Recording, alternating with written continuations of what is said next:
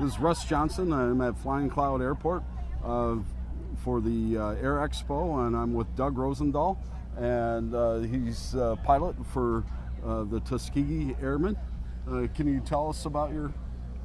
Well, this is a P-51C Mustang, and it's kind of an iconic airplane. The Mustang was the first airplane that had the range to go all the way to Berlin and escort the bombers. So when the Mustang arrived in theater, it really changed the tide of the war. Before that, our bombers would go without fighter cover, and were pretty much at the mercy of the German fighters, and the losses were horrific. But the Mustang had the efficiency, and it could make it all the way to Berlin and back and provide that cover. The range on it? Well, with drop tanks and everything, they could fly 8 hours. Wow. At high altitude at low power settings like they would with the bombers. But what's unique about this airplane is it's a red tail. And the Red Tails were the Tuskegee Airmen. They were the African-American pilots that went to Tuskegee Airmen as part of an experiment to prove that African-Americans couldn't fly. If you can believe, they thought they lacked the coordination to fly airplanes. That's kind of interesting when you think about what an American sports team looks like today. That's true. But they went to Tuskegee, and 1,000 men learned to fly. About 500 of them deployed to Europe. And because of their great service, they had an exemplary record. And this airplane bears the name of Ben Davis, the commander of the Tuskegee Airmen, by request, because before the war was over, they were requested by the white bomber troops, bomber crews, to escort them on the long bomber missions, because they stayed with the bombers, and it really made a difference in the success rate and the loss rate in the bomber flights. What would you say the Minnesota's part in this would be? I know there was quite a few of the airmen that were from Minnesota. That's right. Well, there are probably a half a dozen Tuskegee Airmen that were either from here or moved here and lived their lives here. Harold Brown is here today. Joe Gomer lived up in Duluth. He was originally from Iowa, but he moved to Minnesota after the war and spent his whole career working up in Duluth for the Forest Service. Ken Wofford was a lifelong Minnesotan and was the director of aeronautics for this state. And there were some other support guys that were from Minnesota. And this project was born in Minnesota.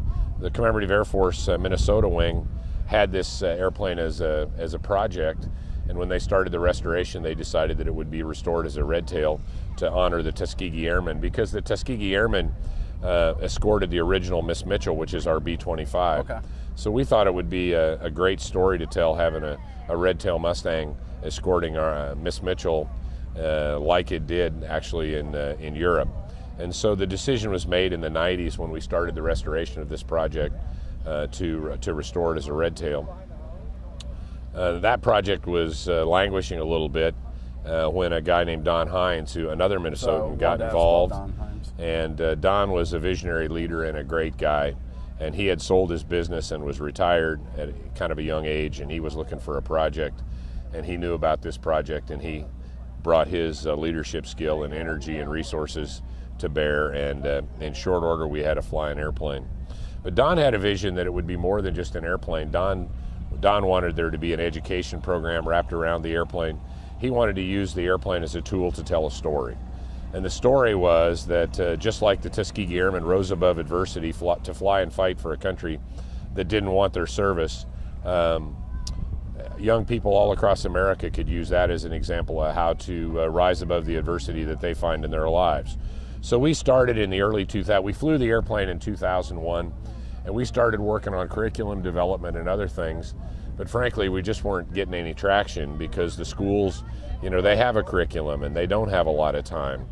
And we were struggling. And then sadly in 2004, Don was flying this airplane. It suffered a catastrophic engine failure, and it crashed and totally destroyed, and Don lost his life in that accident. Then I became the project leader, and we set out to restore the airplane again. And along with many others, we raised basically $1 million to put the airplane back in the air over about 5 years. And then when we got the airplane flying again in 2009, actually before we got it flying, but when we knew we were getting close, we changed our focus from finishing the airplane. That was basically a fait accompli. we changed our focus to building an exhibition, a traveling exhibit that would tell the story. I was very impressed with that. Right. I know a lot of audio, video, and what I saw there. Right. Excellent job. Right. Well, and so we knew we had to do something that was more engaging and exciting than developing curriculum. So I'd seen a lot of mobile marketing exhibits at air shows, and I thought there was a way we could employ that technology. So the Texas Flying Legends gave us the money to build what's behind us here, the Rise Above exhibit. And it's an experience. It's an immersive 180-degree theater that it tells a story of how we rose above adversity, the adversity of a crash, to rebuild this airplane and fly again, and how we use the example of the Tuskegee Airmen to do that.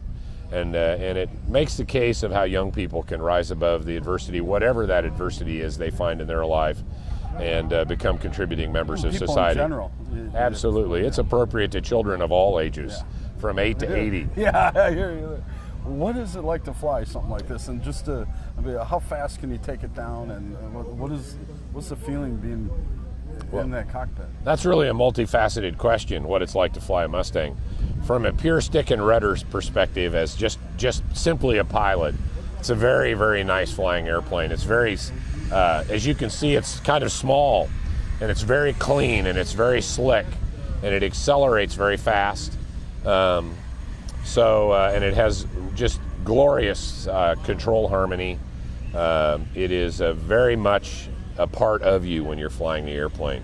Very instinctive, and it's a great airplane to fly. It's a little bit unforgiving. If you get outside the envelope, it bites pretty hard, actually.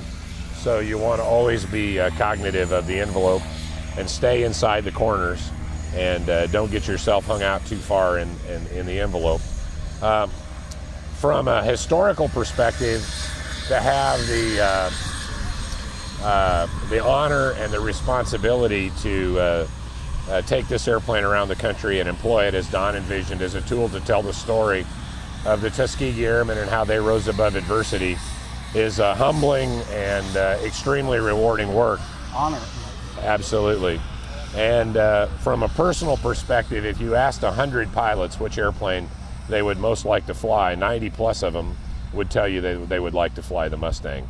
So from a personal perspective of achievement of a goal, it's lifelong dream would actually, beyond my wildest dreams, would have been to fly a Mustang, and so I get to do that. The connection with Harold, like flying the same plane that he did, and kind of like what it must have been like back then when he was doing. You know, it depends. A lot of times when we fly this airplane, we're in complicated air traffic or we're in an air show, and there's a lot going on. But oftentimes we're moving between shows, and it might be a 2-hour flight, and you're sitting up at 10 or 12 or 15,000 feet flying across country, and you in the airplane, and it's quiet, and then your mind starts to wander, and you start to imagine what it must have been like to be a 19-year-old kid in Europe, half afraid, not really knowing what was going to happen, how your life was going to turn out, if you were going to survive the war.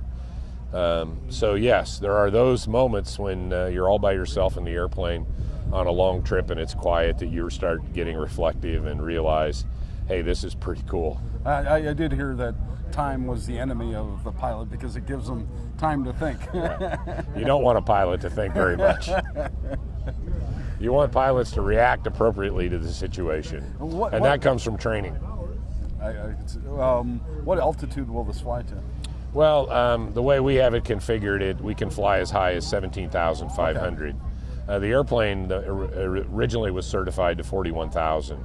That's a really harsh environment up there. Physically, and both for the pilot and the airplane, it's a very harsh environment. So we don't have any need to go above 17,000. But at 17,000, the airplane's very efficient. It's fast, it doesn't burn much fuel, and it really allows us to get across the country in a hurry. And it took about 5 different planes to... There's a lot of this airplane that's new. Okay. You know, these airplanes fought for freedom, and they created the biggest industrial complex in the history of the world. And that, after the war, that industrial complex expanded. And so that that knowledge and technology is what makes it possible for us to build these parts today. These airplanes also fought for free enterprise. So when a particular part of the airplane comes in short supply, like say for instance brake discs, you know, good old American ingenuity, and the price starts getting higher. Oh yeah. And then good old American ingenuity and free enterprise, somebody says, you know, I could build those. And then companies will figure out a way to re-engineer the old technology and build them again. So we have brand new production brake discs now, and a lot of the engine technology has actually been improved since the war using modern.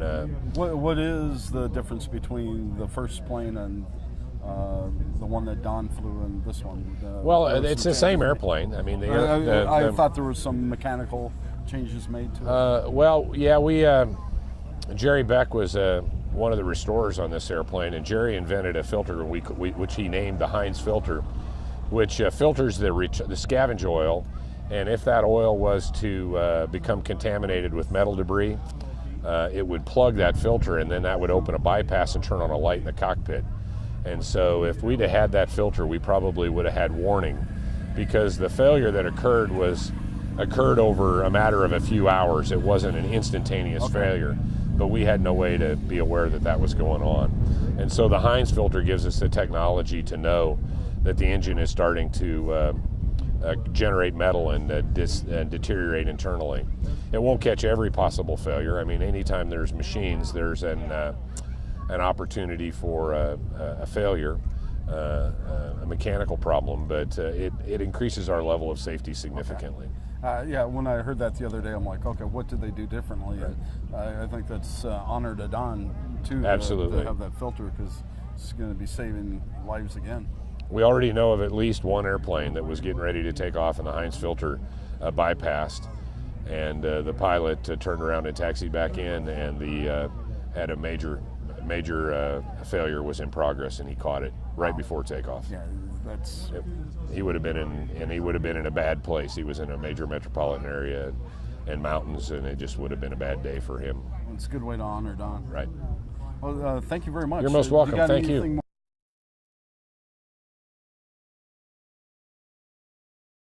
All right, sir. Okay. Yeah. May I get a picture with you? Oh, sure. Want me to get you? I'm waiting. I just want. Okay.